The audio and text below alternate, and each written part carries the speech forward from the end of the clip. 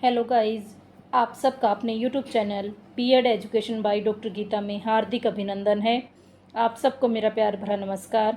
आज का हमारा टॉपिक है विजुअल इम्पेयरमेंट, दृष्टिबाधिता। आज हम दृष्टिबाधिता के बारे में विस्तार पूर्वक चर्चा करेंगे। ये बड़ा ही कॉमन टॉपिक है, चाहे आप बीएड के कैंडिडेट हैं या आप डीएलएड के हैं, सभी के लिए इम्पोर्टेंट है। चाहे आप एमएड कर रहे हैं, एमए एजुकेशन कर रहे हैं, सभी के लिए इम्पोर्टेंट है ये टॉपिक। और मोस्टली एग्ज़ाम में भी, कम्पिटिटिव एग्ज़ाम जो होते हैं उसमें भी, जैसे एचटेट है, सीटेट है और रीट है, इनमें भी इससे संबंधित क्वेश्चन है वो कई बार पूछे जाते हैं कि आँखों के दोष कौन कौन से हैं, उनके बारे में पूछा जा सकता है। तो आज हम इसके बारे में विस्तार पूर्वक चर्चा करेंगे, क्योंकि आँखें हैं वो मनुष्य की सबसे महत्वपूर्ण ज्ञानेंद्रिय है। हमारी 5 ज्ञानेंद्रियों में से सबसे महत्वपूर्ण हमारी आँखें हैं, क्योंकि आँखें हमें इस संसार से वाकिफ़ कराती हैं। इस संसार की प्रभु की सबसे सुंदर रचना के बारे में हमें पता है, वो आँखों के द्वारा चलता है। क्योंकि आँखों के द्वारा हम किसी चीज़ को देखकर महसूस कर सकते हैं कि ये कैसी है। जिसकी आँखें हैं सही हैं, उसका जीवन है वो उजालों से भरापूर्ण है। और जिसकी आँखें नहीं हैं या आँखों में किसी प्रकार का दोष है, तो उसका जीवन है वो अंधकार में है।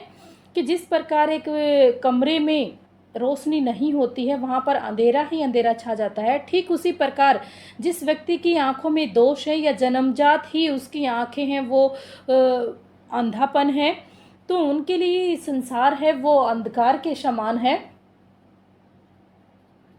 क्योंकि मनुष्य में ये जो दोष है वो जन्मजात भी हो सकता है और जन्म के पश्चात भी हो सकता है। तो इसके बारे में आज हम विस्तार पूर्वक चर्चा करते हैं। दोष बालकों की परिभाषा कि हम कैसे उनको शब्दों में परिभाषित कर सकते हैं कि दृष्टि दोष बालक कौन से होते हैं।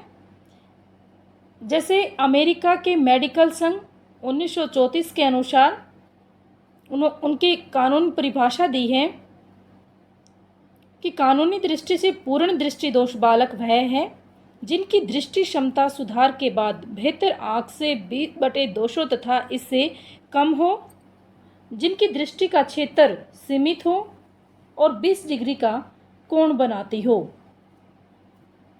भारत सरकार के समाज कल्याण मंत्रालय ने 1987 के अनुसार उन्होंने कहा कि जो व्यक्ति अपनी दृष्टि खो चुके हों और जिनकी दृष्टि दोष 6 से 60 और 20/200 से अधिक न हो और जो चश्मे के प्रयोग से उत्तम हो, दृष्टि का क्षेत्र सीमित हो और 20 डिग्री का कोण बनाता हो, यानी चश्मे के द्वारा कि कृत्रिम संसाधनों के द्वारा वो इस संसार को देख सके, चश्मे के द्वारा उनकी आंखों को उत्तम बनाया जा सके। ये भारत सरकार के समाज कल्याण मंत्रालय ने परिभाषित किया है कि उनको दृष्टि दोष है या किसी कारणवश जो अपनी आंखें खो चुके हैं, किसी दुर्घटना में, किसी बीमारी के कारण, किसी एक्सीडेंट के दौरान उनकी आंखें चली गई या किसी गलती के कारण, तो वहाँ पर उनको दृष्टि दोष का है वो नाम दिया गया है। कि उपरोक्त जो ये परिभाषाएं हैं, इनके आधार पर हम ये कह सकते हैं कि सामान्य दृष्टि वाला बालक है वो किसी वस्तु को 200 फीट की दूरी तक साफ साफ देख सकता है। कि अमेरिका के मेडिकल संघ ने भी यही कहा है कि 20/200 तथा इससे कम हो, और जबकि भारत सरकार मंत्रालय के समाज कल्याण मंत्रालय ने भी यही कहा है कि जो नॉर्मल जो बच्चा होता है, जो सही दृष्टि जिसकी होती है, वो 200 फीट की दूरी से भी उस चीज़ को साफ साफ देख सकता है। लेकिन जिसको दृष्टि दोष है वह बालक अगर उसी वस्तु को 20 फीट की दूरी से स्पष्ट देख सकता है तो उसे हम दृष्टि दोष बालक है वो कहेंगे। क्योंकि जो दृष्टि दोष है, इसको ये स्नेलर चार्ट है, इसके द्वारा भी परिभाषित किया जा सकता है। कि जैसे इस चार्ट का जो विकास है वो डॉक्टर हर्बर्ट स्नेलर ने किया था। इस चार्ट का प्रयोग, ये चार्ट लिखा हुआ है यहाँ पर, चार्ट आएगा, का प्रयोग दूरदृष्टि दोष को मापने के लिए किया जाता है, नज़दीक के दृष्टि दोष के लिए नहीं किया जाता है।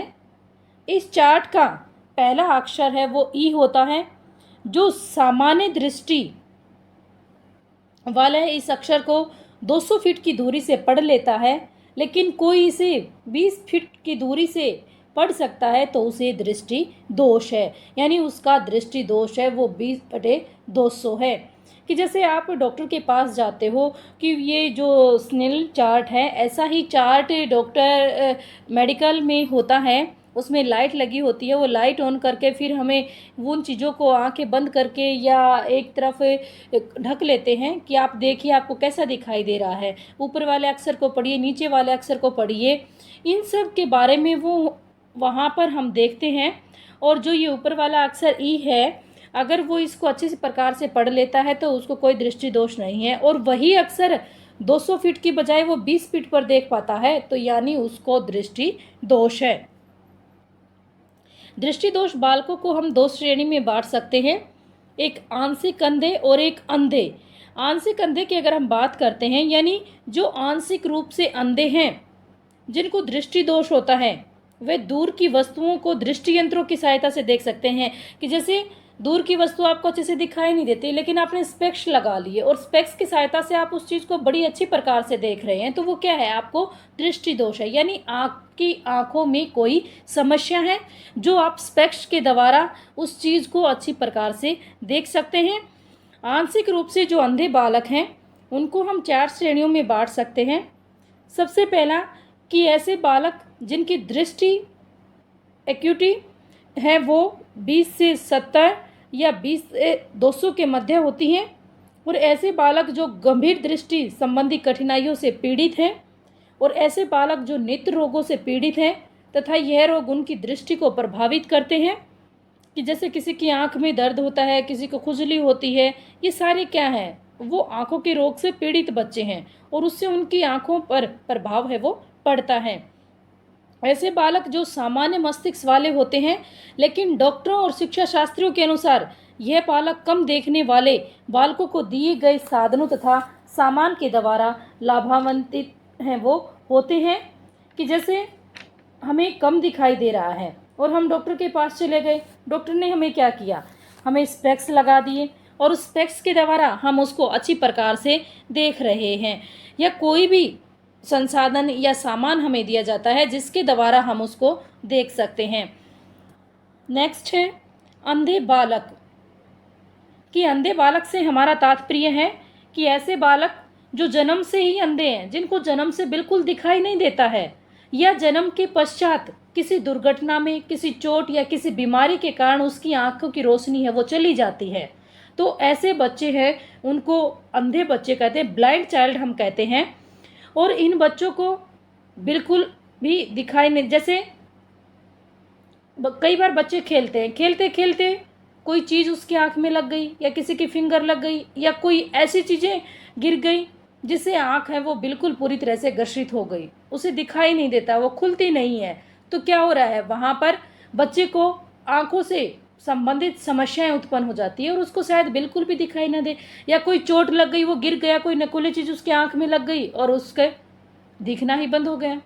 तो ये क्या है कि जो अंधे बच्चे हैं, जरूरी नहीं है कि वो जन्म जाती हों, जन्म के पश्चात भी ऐसी समस्याएं हैं वो हमारे जीवन में उत्पन्न होती हैं। जरूरी नहीं है कि आज हम देख पा रहे हैं और हमारे साथ कोई दुर्घटना घटित हो जाए और हम ना देख पाएँ, तो हम ये भी क्या है, अंधे बालकों की श्रेणी में आ जाएंगे। ये बालक सुनकर या ब्रेल लिपि के द्वारा ही पढ़ते हैं। इनको पूर्णतः अपनी ज्ञानेंद्रियों पर निर्भर रहना पड़ता है कि किसी चीज़ को, हमारी जो ज्ञानेंद्रियां हैं, 5 ज्ञानेंद्रियां हैं, आँख, नाक, कान, जीभ और त्वचा, इनके द्वारा ही ये ज्ञान को हासिल करते हैं। जैसे त्वचा के द्वारा, कि स्किन के द्वारा वो किसी चीज़ को महसूस करते हैं कि ये ठंडी है, गर्म है, ठोस है, कोमल है, कैसी है, उस चीज़ को महसूस करते हैं। किसी चीज़ को सूंघकर, नाकों के द्वारा सूंघकर कि ये गंध कैसी है, तो वो सीख पा रहे हैं। आँखों से तो वो देख नहीं पा रहे हैं पूर्णतः। दूसरा कि कान के द्वारा सुनकर, ठीक है ना, और जीभ के द्वारा चखकर कि खट्टा, मीठा, तीखा कैसा है, स्वाद को चखकर उसके बारे में बता सकते हैं कि ये कैसा है। दृष्टिबाधितता के कारण कौन कौन से हैं? क्योंकि अंधापन एक अभिशाप है, क्योंकि अंधे के लिए संसार है वो अंधकार में है। क्योंकि जब हम किसी चीज़ को देख नहीं सकते, उसको महसूस नहीं कर सकते कि कैसा नज़र आ रहा है, कैसा कलर है, हरा कैसा होता है, लाल कैसा होता है, पीला कैसा होता है, जिस चीज़ को हम देख ही नहीं सकते उसको महसूस कैसे कर पाए, तो उस इंसान के लिए जीवन है वो अंधकार में है। और देखकर ही मनुष्य ज्ञान प्राप्त करता है कि ये चीज़ वाकई में सुंदर है या नहीं है। आपके सामने बहुत सारी पिक लगी हुई है, आप उन पिक को देख के, सामने व्यक्ति है तो ये आप डिफाइन कर पाते हो कि ये व्यक्ति है, ये इसकी पिक है, ये ऐसा लग रहा है। कैसे? आप आंखों के द्वारा देख रहे हो। जबकि जिसके पास आंखें नहीं हैं उसका जीवन अंधकार में है, वो किसी चीज़ को पहचानने में असमर्थ है, किसी तस्वीर को नहीं पहचान पाता, तो उसका जीवन अंधकार में हो जाता है। और आंखें हमारे लिए बहुत ही अनमोल हैं, हमें इनकी देखभाल करनी चाहिए अच्छी प्रकार से, क्योंकि यही हमारे जीवन का सबसे ये कहें कि सच्चा मित्र जो है मनुष्य का, वो उसकी आंखें होती हैं, जो उसको पग पग पल पल हमेशा उसको सहारा देती हैं, उसको मार्गदर्शित करती हैं। दृष्टिबाधिता के कुछ कारण हैं, जैसे वंशानुगत प्रभाव। वंशानुगत की अगर हम बात करते हैं तो इसमें बड़ों का प्रभाव बच्चों पर अवश्य पड़ता है। कई बार देखा गया है कि किसी बच्चे के माँ बाप को किसी में या दोनों में से किसी एक को दृष्टि दोष है, तो उसका असर है वो निश्चय ही उसके आने वाली संतान पर पड़ता है, और ये दोष है वो पीढ़ी दर पीढ़ी है वो चलता रहता है। कई बार ये देखा ना, किसी के पेरेंट्स की आंखें भैंगी भैंगी होती हैं तो थोड़ा बहुत उसके बच्चों में भी वो चीज़ें नज़र आती हैं, ठीक है ना। तो ये वंशानुगत है, या हमारे पेरेंट्स को कोई ऐसी बीमारी है जिससे आंखों पर असर है और वो हमें भी मिल गई, तो निश्चय ही वो हमारी आंखों पर भी उसका असर पड़ेगा। हेरिडिटी का काफ़ी इफेक्ट पड़ता है। संक्रामक रोग, यानी संक्रामक होते हैं, जैसे जो संक्रामक रोग होते हैं इनके कारण हमारी आंखों की रोशनी पर काफ़ी प्रभाव पड़ता है और कई बार ये दृष्टि दोष भी बन जाता है। इसमें संक्रामक रोगों से हमें सावधानी बरतनी चाहिए जो हमारी आंखों पर असर गिरते हैं। जैसे फॉर एग्जांपल के लिए अभी कोविड में, कि जिनको कोविड हुआ था उसके बाद ये कह रहे हैं कि उनको फंगल हो गया, येलो फंगल हो गया, किसी को ब्लैक फंगस हो गया आंखों में, कि उसकी आंखों में दिक्कत आ रही है, उनके ऑपरेशन हो रहे हैं। ये सारी क्या है? संक्रामक बीमारी के कारण हमारी आंखों पर क्या पड़ा? उसका प्रभाव पड़ा। इसलिए हमें संक्रामक जो रोग हैं उनसे बचना चाहिए, अपनी आंखों की उनसे रक्षा करनी चाहिए। साधारण बीमारी भी कई बार हमारी आंखों के दृष्टि दोष का कारण बन जाती हैं। शुगर वाले व्यक्ति को प्राय देखा है कि उनको दृष्टि दोष होता है। जिसको शुगर है निश्चय ही उसकी आंखों की समस्याएं हैं वो बनती हैं। चोट व दुर्घटना के कारण, कि कई बार किसी चोट के कारण या किसी एक्सीडेंट में आपके आंखें वो चली जाती हैं या आंखों पर काफ़ी गहरी चोट लगती है जिससे आपके लिए वो दृष्टि दोष बन जाता है, तो हमें ध्यान रखना चाहिए। जहर का असर, कि कई बार छोटा बच्चा घर में रखी हुई किसी प्रकार की कोई दवाई या जहरीली वस्तु को खा लेता है तो भी उसका आंखों पर काफ़ी प्रभाव पड़ता है। जैसे पेंट है, शीशा है, नीला थोथा, इसके बहुत सारे ऐसे एग्जाम्पल हैं जिससे हमारी आंखों पर उनका गहरा असर पड़ता है। इसके अतिरिक्त आंख में किसी प्रकार की कोई नुकीली वस्तु लग जाती है या लापरवाही से, जैसे बम आदि का लगना, होली पर पानी के गुब्बारे का लगना, बहुत सारी ऐसी चीज़ें हैं जो हमारे दृष्टि दोष का कारण बन जाती हैं। कई बार हम होली खेलते हैं, होली खेलते खेलते कलर, ऐसे कलरों का प्रयोग करते हैं जिसमें केमिकल होते हैं, वो सीधे हमारी आंखों में जाते हैं और हमारी आंखों पर उसका नकारात्मक प्रभाव पड़ता है। जो जन्म से अंधेपन है, यानी जो जन्म से ही जन्मजात ही अंधे होते हैं, ऐसे बहुत सारे केसेस में देखा गया है कि उनकी आंखें ही नहीं होती हैं। कुछ केसों में ये भी पाया गया है कि उनकी आंखें तो होती हैं लेकिन उनमें ज्योति नहीं होती, अगर होती है तो भी बहुत ही कम होती है, वो थोड़ा बहुत महसूस कर सकते हैं। जन्म के पश्चात कई बार दाई की या आया की लापरवाही के कारण, डॉक्टर की लापरवाही के कारण भी दृष्टि दोष हो सकता है। कि जैसे जब बच्चे का बर्थ होता है तो बच्चे के हाथ से फिसलने से, बच्चे के गिरने से, कोई नुकीली चीज़ें उसको लगने से, या कोई जो औजार वगैरह हैं अगर वो बच्चे को लग गए तो उससे भी बच्चे की आंखों में समस्याएं हैं वो पैदा हो जाती हैं। जैसे गिरने से, गलत दवाई के प्रयोग से, या आप अच्छी प्रकार से आहार नहीं लेते हैं, पौष्टिक आहार नहीं लेते हैं, तो उससे भी, उनकी कमी के कारण भी दृष्टि दोष है वो संभव हो जाता है। ऐसे बहुत सारे रीजन हैं जो हमारे दृष्टि बाधिता के कारण हैं। नेक्स्ट है दृष्टि दोष के प्रकार, कि दृष्टि दोष कितने प्रकार का होता है, कैसे होता है। सबसे पहले निकट दृष्टि दोष, कि निकट दृष्टि दोष की अगर हम बात करते हैं तो इसमें हम, क्योंकि आंखें हैं वो हमारी अनमोल हैं, और इसमें दूर का दोष भी, निकट का दोष भी, बहुत सारे दोष होते हैं जिनमें हम वस्तुओं को देखने में कठिनाइयों को महसूस करते हैं। निकट दृष्टि दोष की अगर हम बात करते हैं तो निकट दृष्टि दोष में, इस दोष वाले बच्चे को दूर की वस्तुओं को देखने में काफ़ी कठिनाई होती है, समस्याएं उसके सामने खड़ी होती हैं, और इस दोष का मुख्य कारण वंशानुक्रम भी हो सकता है। और इसके अतिरिक्त दोष के कारणों में असंतुलित भोजन, कि आप विटामिन प्रोटीन युक्त भोजन नहीं खा रहे हो, आपके परिवार या स्कूल में अनुचित वातावरण, अधिक कार्यभार है कर रहे हो आप कंटिन्यू, कम रोशनी में पढ़ रहे हो, ज़्यादा टेलीविज़न आप देख रहे हो, और आजकल तो सबसे बड़ा कारण है कि कोविड के दौरान सबसे ज़्यादा जो हमारी आंखों पर प्रभाव पड़ा है वो पड़ा है मोबाइल की वजह से, क्योंकि मोबाइल पे ही हमारा काम चल रहा था, हम पढ़ रहे थे मोबाइल के द्वारा, हम लाइव क्लासेस ले रहे थे, और इतने ज़्यादा हम इस पे रहे, साइट पे हमने इतना टाइम व्यतीत किया कि मोस्टली बच्चों को आंखों की समस्याएं, या जो पेरेंट्स काम करवा रहे हैं, टीचर्स जो काम कर रहे हैं, बहुत ज़्यादा केसेस ऐसे आए हैं कि जिनको स्पेक्स हैं वो लग गए हैं। दूरदृष्टि दोष की अगर हम बात करते हैं तो इसमें दूरदृष्टि दोष में बच्चे नज़दीक की वस्तुएं अच्छी प्रकार से नहीं देख पाते हैं, जो पास की वस्तुएं होती हैं उनको देखने में उनको समस्या होती है, लेकिन इन्हें निकट की वस्तुएं हैं वो स्पष्ट रूप से दिखाई देती हैं।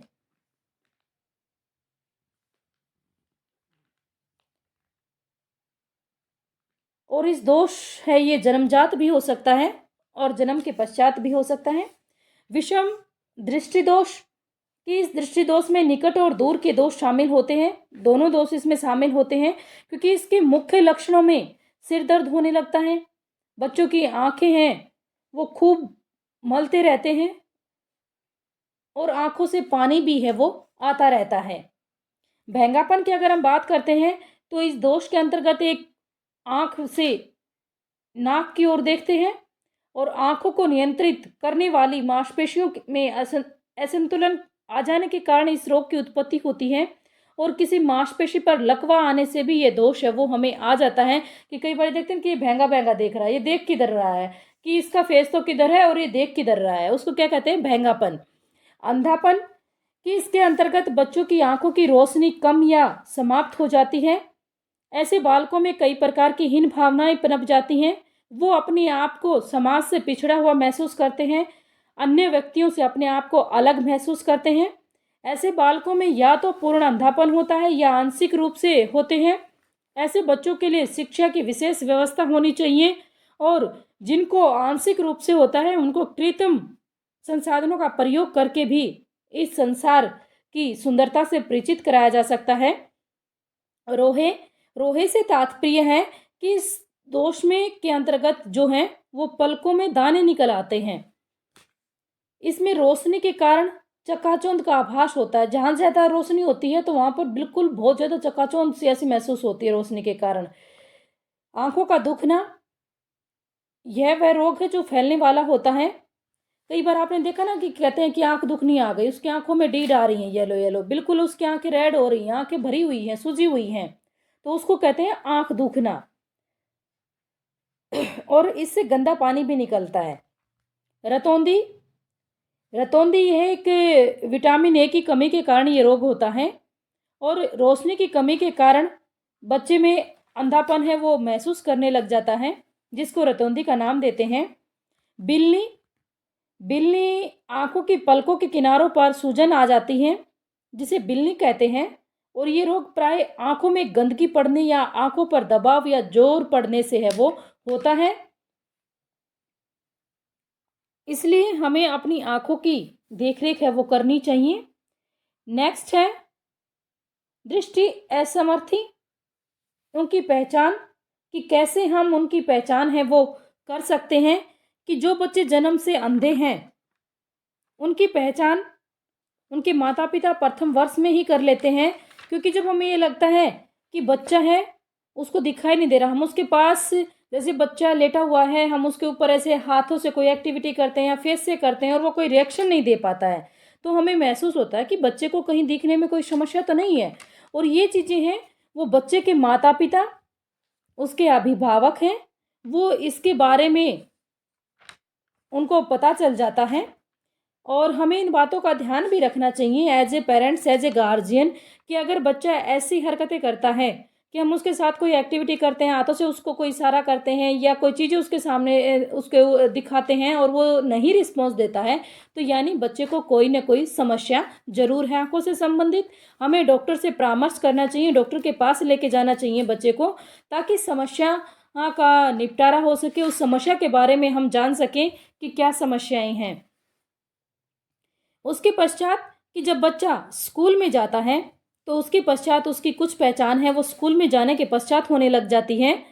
और इन बच्चों की पहचान के लिए प्रशिक्षित अध्यापकों का होना आवश्यक है, क्योंकि अध्यापक को भी इन सब के बारे में जानकारी होनी चाहिए कि दृष्टि दोष कैसे होता है, बच्चों के लिए समस्याएं कैसे उत्पन्न होती हैं। ये अध्यापक के लिए जानना बहुत ज़रूरी है, क्योंकि कई बार ये होता है कि बच्चा है वो अच्छे से कैचिंग पावर उसकी अच्छी है, वो समझ सकता है, लेकिन आंखों में दृष्टि दोष है और उस कारण वो अच्छी प्रकार से नहीं देख पाता है। तो अध्यापक उन चीज़ों के बारे में पता लगाए कि बच्चा ऐसा बिहेव क्यों कर रहा है, और अध्यापक उस चीज़ के बारे में अच्छी प्रकार से जानकारी है वो एकत्रित कर सकता है। जिन बच्चों की आंखें देखने में सामान्य लगती हैं, उनकी पहचान जल्दी से नहीं हो पाती है। अध्यापक ऐसे बच्चों की पहचान निबंध चेकलिस्ट की सहायता से भी कर सकता है, जिसे एनसीईआरटी नई दिल्ली ने विकसित किया है। और कुछ व्यवहारों के द्वारा इनकी पहचान भी की जा सकती है। कि अगर हम इसकी बात करें तो फॉर एग्जाम्पल, आप सभी ने एक मूवी देखी होगी तारे ज़मीन पर।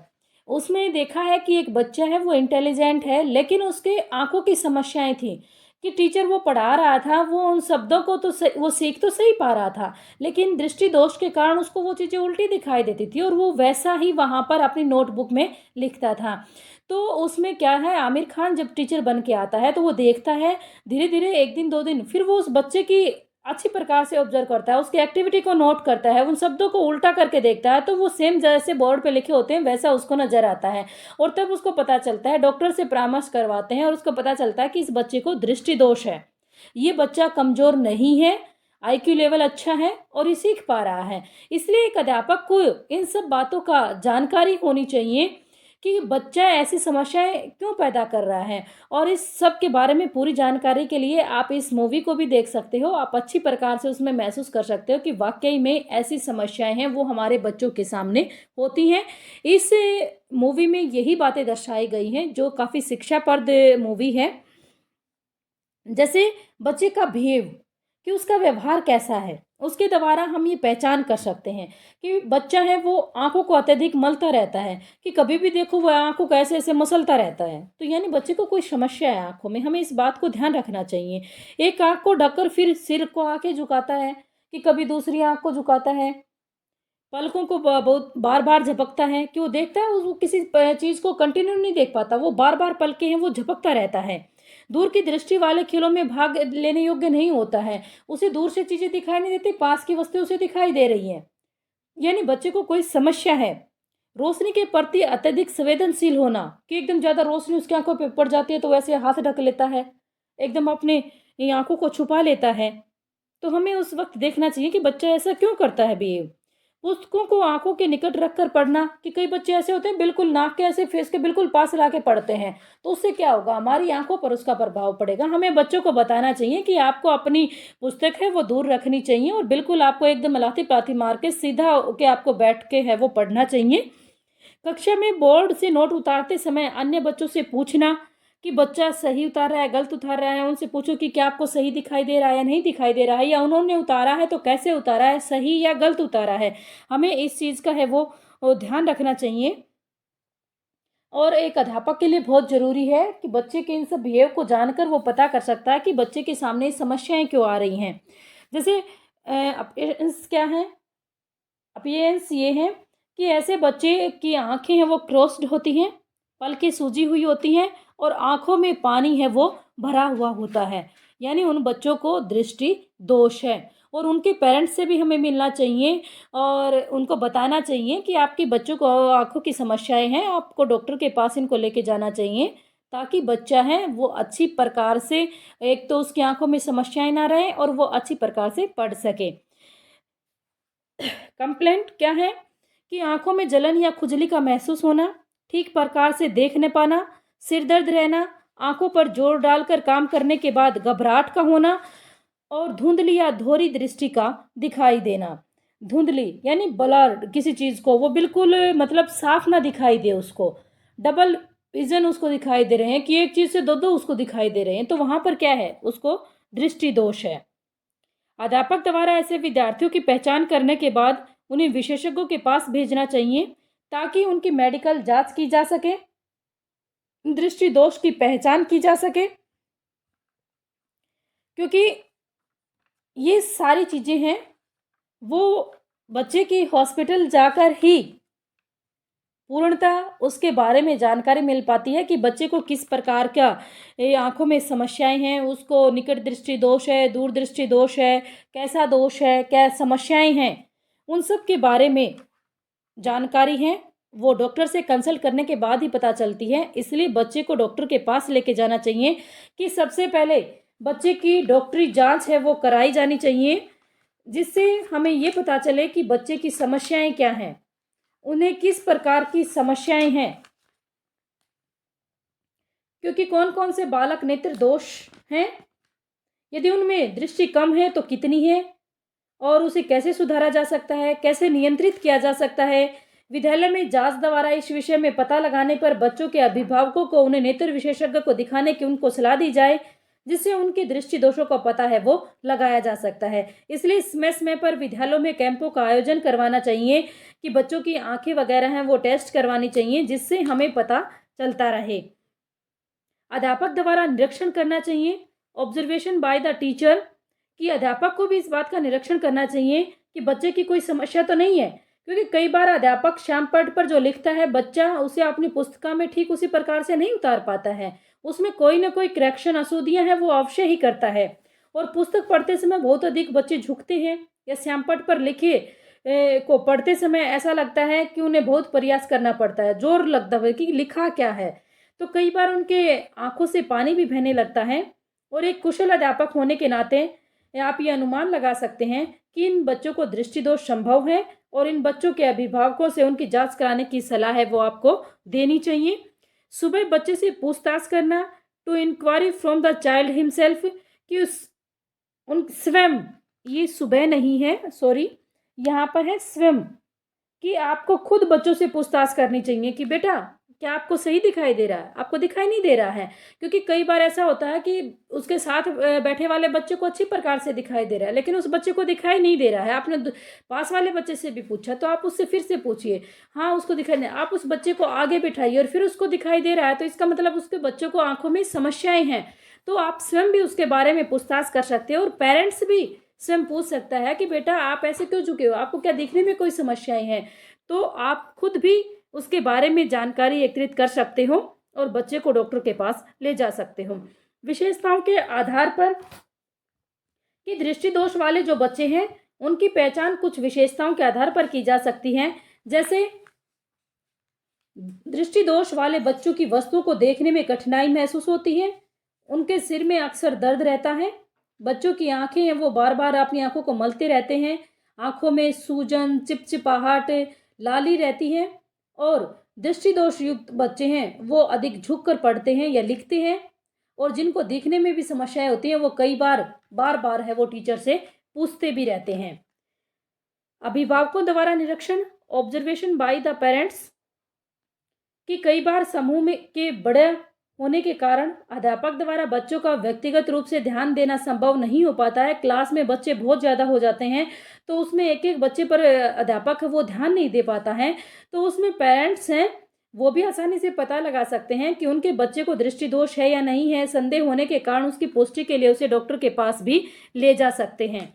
उसके बाद नेक्स्ट है नेत्र दोष युक्त बालकों की विशिष्ट आवश्यकताएं क्या हैं, उनकी स्पेशल ज़रूरतें क्या हैं। सबसे पहले विशिष्ट विद्यालयों की आवश्यकता होनी चाहिए कि उनके लिए स्पेशल विद्यालयों के खोलने चाहिए ताकि उनको वहाँ शिक्षा से संबंधित इन्वायरमेंट मिल सके। जैसे अंधों को ब्रेल लिपि के द्वारा पढ़ाया जाता है, तो वहाँ पर वो सारी चीज़ें, वो संसाधन उपलब्ध करवाए जाएँ। उनके बैठने की व्यवस्था, प्रोजेक्टर वगैरह सभी व्यवस्थाएँ हैं, वो स्पेशल विद्यालयों में मिलती हैं। इसलिए विशिष्ट विद्यालयों की आवश्यकता है, वो इन बच्चों को पड़ती है। विशिष्ट अध्यापक की नियुक्ति करनी चाहिए, क्योंकि विशिष्ट अध्यापक भी ज़रूरी हैं कि जिनको स्पेशल एजुकेशन में बीएड भी कराया जाता है। वो इसीलिए किया जाता है स्पेशल बीएड कि वो ऐसे बच्चों के बारे में बताया जाता है कि इन बच्चों का कैसे ऑब्जर्व करना है, कैसे इनकी समस्याओं का निदान करना है, इन बच्चों को कैसे पढ़ाना है।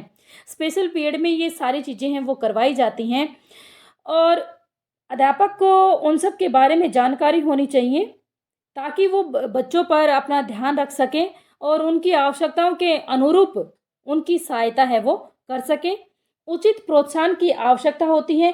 ऐसे बच्चों को हमें मोटिवेट करना चाहिए, उनके अंदर एक उमंग की भावना हमें भरनी चाहिए, उनको प्रोत्साहन करता रहना चाहिए कि आप भी सामान्य बच्चों की तरह हो, आप उनसे भी अच्छा अपनी लाइफ में उपलब्धियां हैं वो हासिल कर सकते हो। ये ज़रूरी नहीं है कि जिसकी आंखें नहीं हैं उसने इस संसार को जीत हासिल ही ना की हो। ऐसा नहीं है कि जिन लोगों ने, ऐसे बहुत सारे एग्जाम्पल हमारे सामने हैं कि जिनको बिल्कुल भी दिखाई नहीं देता और वो आज बड़े बड़े पद पर कार्य कर रहे हैं, बड़ी बड़ी संस्थाओं को चला रहे हैं और एक अच्छे जिम्मेदार नागरिक हैं वो समाज के बनकर अपना कर्तव्य का निर्वाह कर रहे हैं। इसलिए हमें उन बच्चों में प्रोत्साहन की भावना है वो पैदा करनी चाहिए।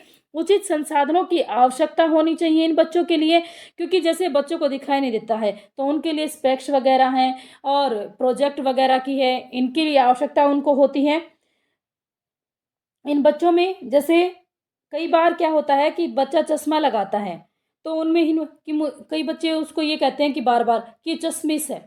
ऐसा नहीं कहना चाहिए, क्योंकि ये किसी को भी दोष हो सकता है और कभी भी हो सकता है। हमें कभी किसी का मजाक नहीं बनाना चाहिए कि हम मजाक सिर्फ इस संसार में एक बौने व्यक्ति का कर सकते हैं, बाकी सभी बीमारियां हैं वो सभी व्यक्ति के शरीर में होती हैं और कभी भी वो उससे ग्रसित हो सकते हैं। इसलिए हमें किसी भी बीमारी का मजाक नहीं बनाना चाहिए। हमें उन बच्चों को प्रोत्साहित करना चाहिए और उनके लिए उचित संसाधनों की भी आवश्यकता करवानी चाहिए। ये जरूरी नहीं है कि ये इस बच्चे को दिखाई नहीं देता तो उसी को आगे बिठाया जाए, क्योंकि वो उस बच्चे की आवश्यकता है, उसकी ज़रूरत है।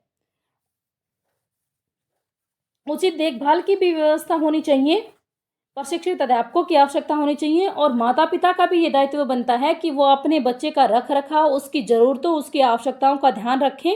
उसकी ज़रूरत के अनुसार उसकी व्यवस्था की जाए कि घर में ऐसा ना हो कि कहीं पर कोई भी चीज़ इधर उधर गिरा दी जाए।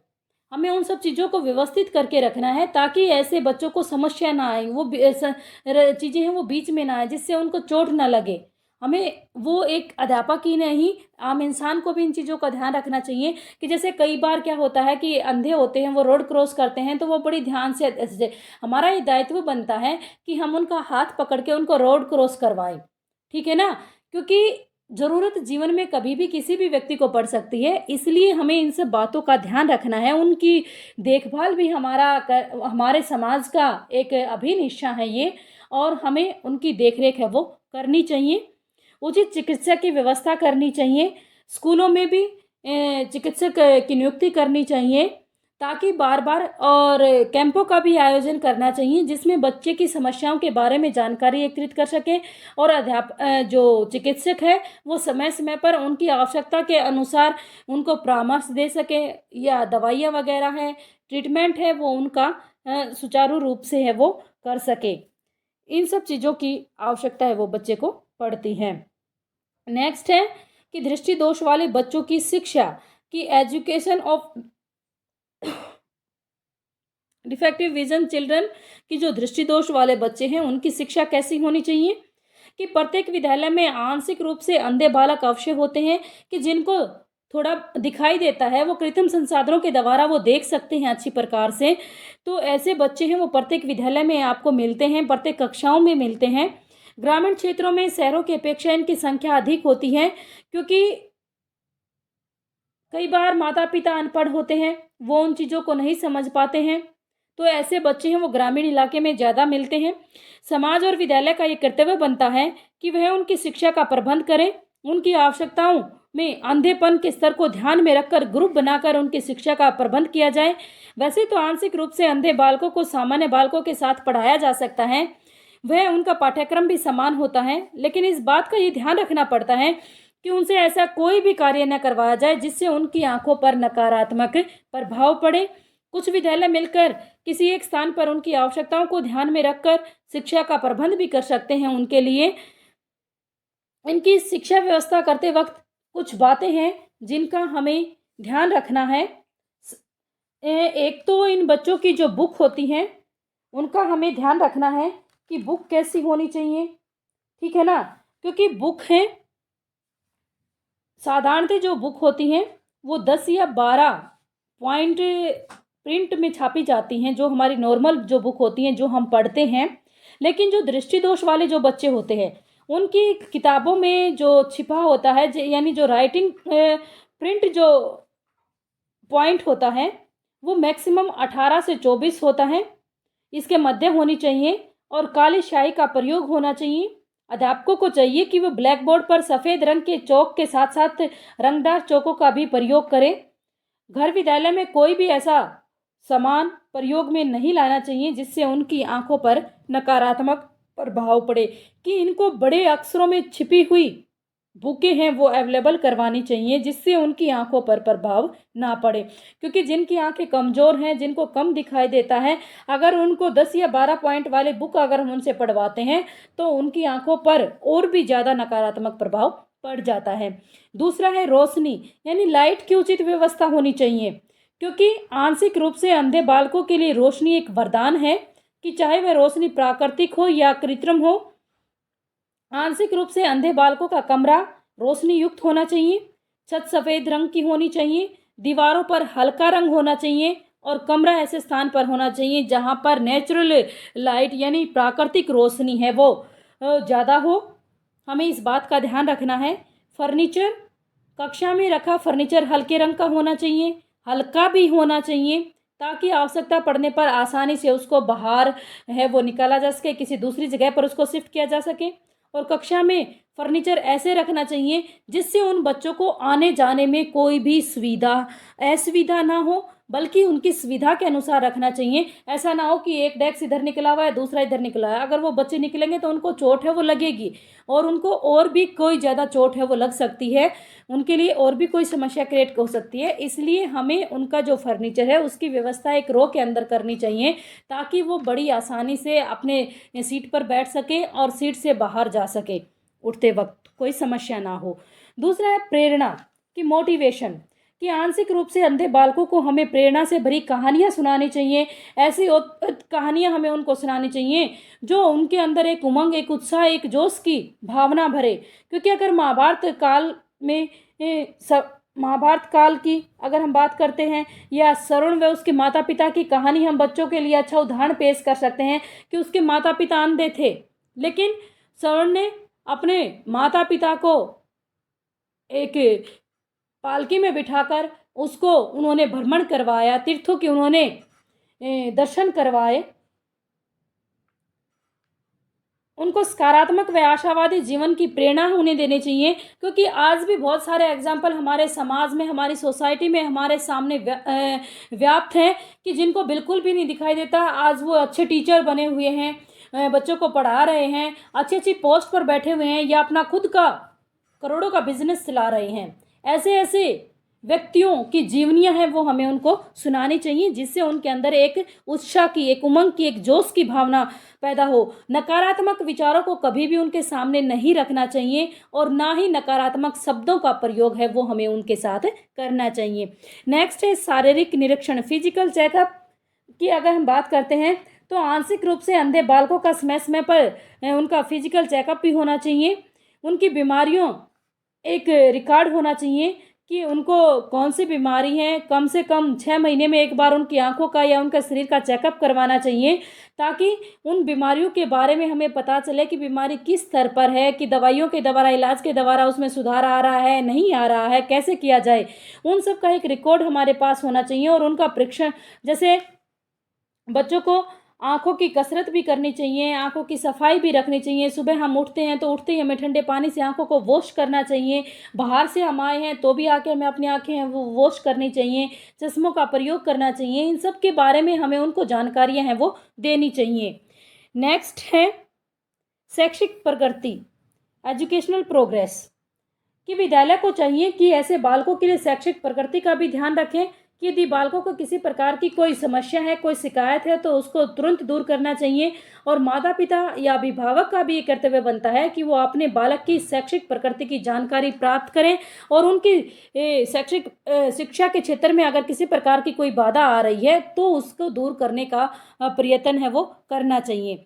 व्यवसायिक निर्देशन, वोकेशनल गाइडेंस की अगर हम बात करते हैं तो ऐसे बालकों को हमें व्यवसायिक निर्देशन भी देना चाहिए। उनकी रुचियों के अनुसार, उनके अभिरुचियों के अनुसार, उनकी क्षमता, योग्यता क्या है कि वो क्या कर सकते हैं, उसी के आधार पर हमें उनको व्यवसायिक निर्देशन है वो देना चाहिए, ताकि वो भविष्य में किसी व्यवसाय को अपनाकर अपनी आजीविका कमाने में समर्थ हों।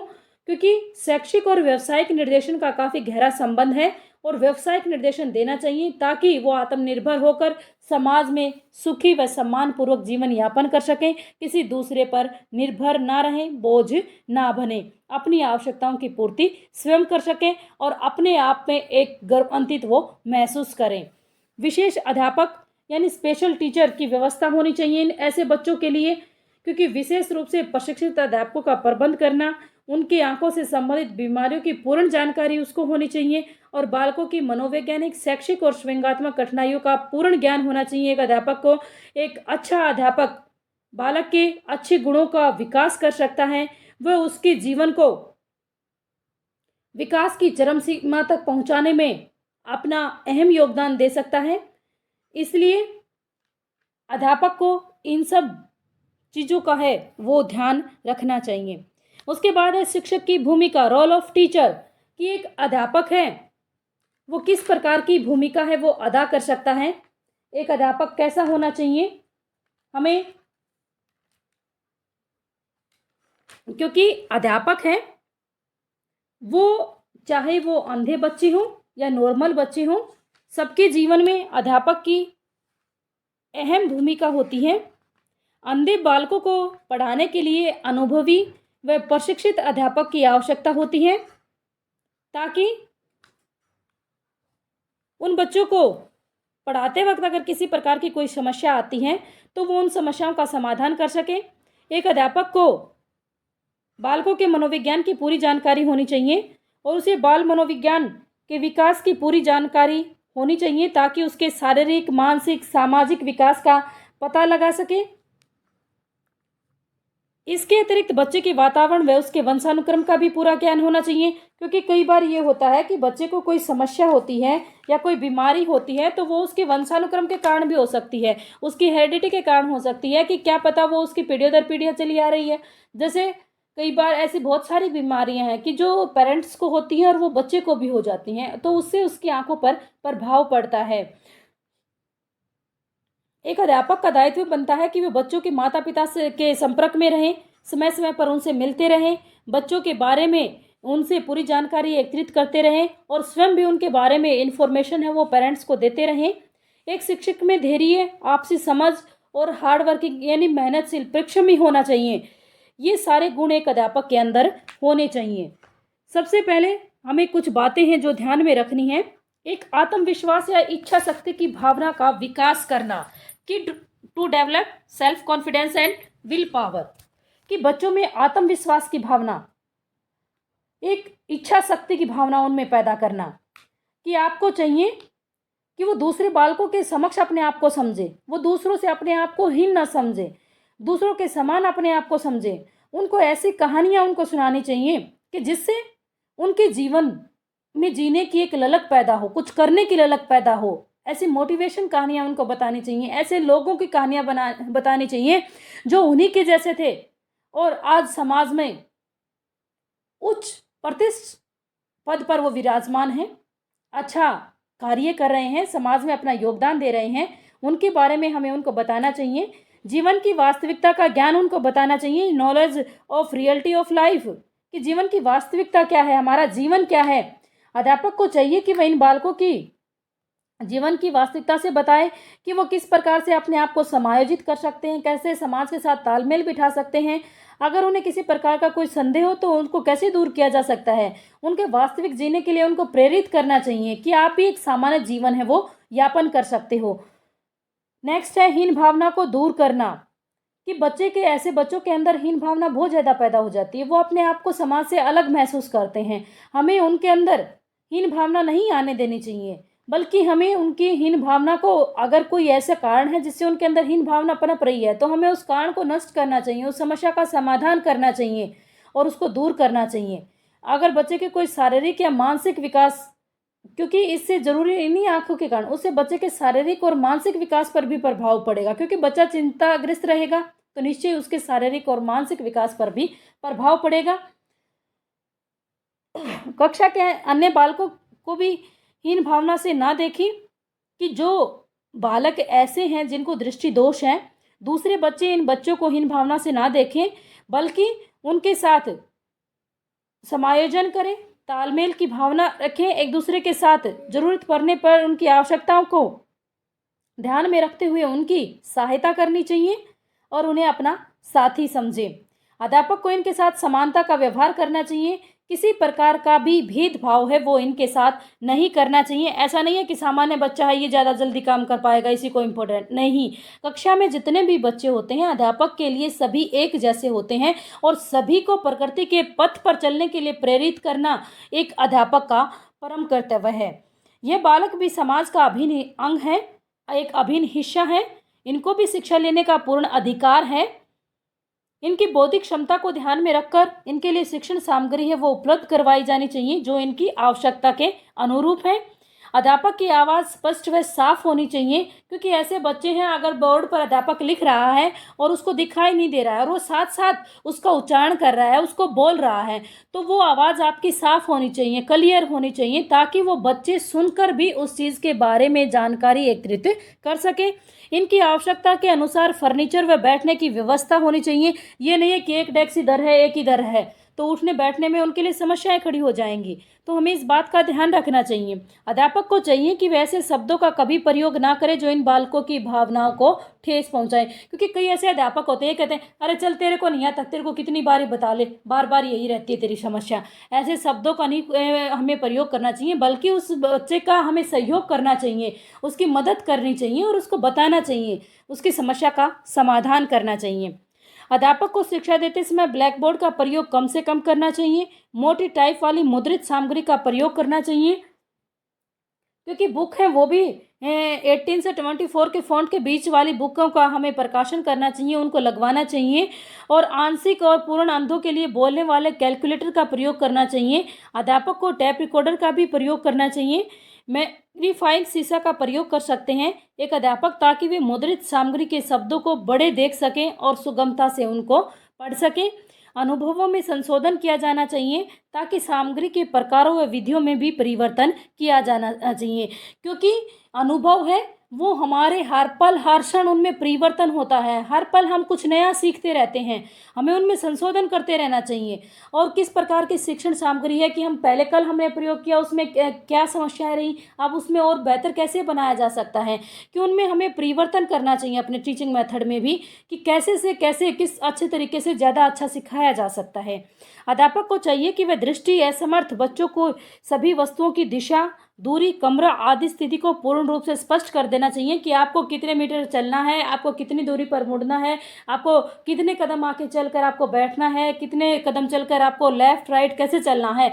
उन सब के बारे में बच्चे को जानकारी दी जाए, कि कितने कदम चलोगे तो आप कमरे से बाहर निकल जाओगे, कितने कदम दाईं तरफ या बाईं तरफ चलोगे तो आप मेन गेट की तरफ पहुंच जाओगे या ऑफिस की तरफ आप पहुंच जाओगे। इन सब बातों के बारे में हमें जानकारी है वो उनको देनी चाहिए। ये था हमारा आज का टॉपिक, दृष्टिबाधिता, जिसके बारे में हमें जानकारी एकत्रित की और ये आपके लिए काफ़ी ज्ञानवर्धक रहा है और आपके लिए काफ़ी हेल्पफुल भी रहेगा ये क्वेश्चन, क्योंकि एग्ज़ाम में पूछा जा सकता है आपसे ये क्वेश्चन 16 मार्क्स में कैसे भी। तो अच्छी प्रकार से आपको समझ में आया होगा। और जो हमारे चैनल पर नए हैं प्लीज़ वो चैनल को सब्सक्राइब करें, लाइक करें, शेयर करें। Thank you guys.